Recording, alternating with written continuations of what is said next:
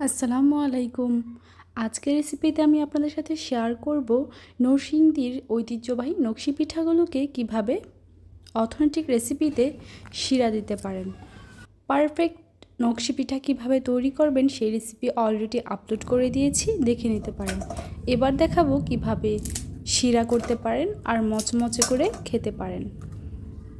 প্রায় 1 থেকে 1.5 মাসের মতো এই পিঠাগুলোকে সংরক্ষণ করে খেতে পারবেন।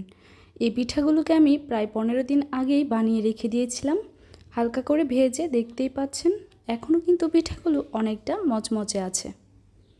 এখন এই শিরা করার জন্য আমি প্রথমে এখানে 2 থেকে 4টার মতো এলাচ, দারুচিনি আর 2টার মতো তেজপাতা আর প্রায় 1 কেজি গুড় নিয়েছি। এখানে বাজারে যে ঝোলা গুড়টা পাওয়া যায় ওইটাই নিয়েছি। তারপর এখানে প্রায় 1 কাপ পরিমাণ পানি দিয়ে এটাকে চুলাতে খুব ভালোভাবে জাল করে নেব।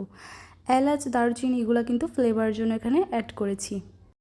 আর এই গুড়টাকে 5 থেকে 6 মিনিট সময় নিয়ে ভালোভাবে জাল করে নিতে হবে।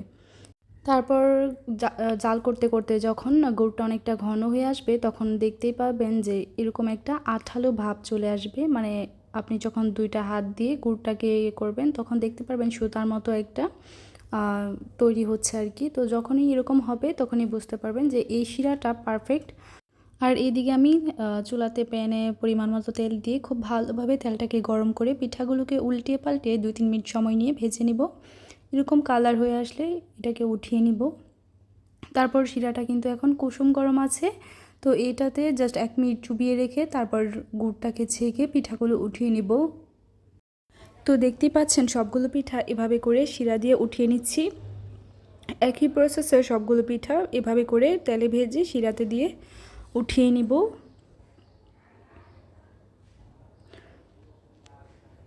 তো একই প্রসেসে আরও কিছু পিঠা কিন্তু এভাবে করেই ভেজে নিচ্ছিলাম।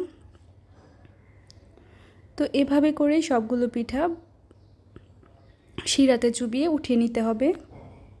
তারপরে আবারও কিছু পিঠা এভাবে করে তেলের মধ্যে ভেজে নেব। আর এগুলোকে আমি শিরা ছাড়াই রাখবো, মানে এমনিতেই জাস্ট 2-3 মিনিট সময় নিয়ে উল্টে পাল্টে ভেজে তারপর বক্সে ভরে রেখে দিব। এগুলোকে প্রায় 1 মাসের মতো সংরক্ষণ করা যায়, যখন মন চাবে এমনিতেই খাওয়া যায়। যারা মিষ্টি পছন্দ করেন না তারা কিন্তু এভাবে খেয়ে দেখতে পারেন, ভালো লাগবে। কেউ চাইলে শিরা দিয়েও করতে পারেন, আবার কিন্তু শিরা ছাড়া এভাবেও করা যায়।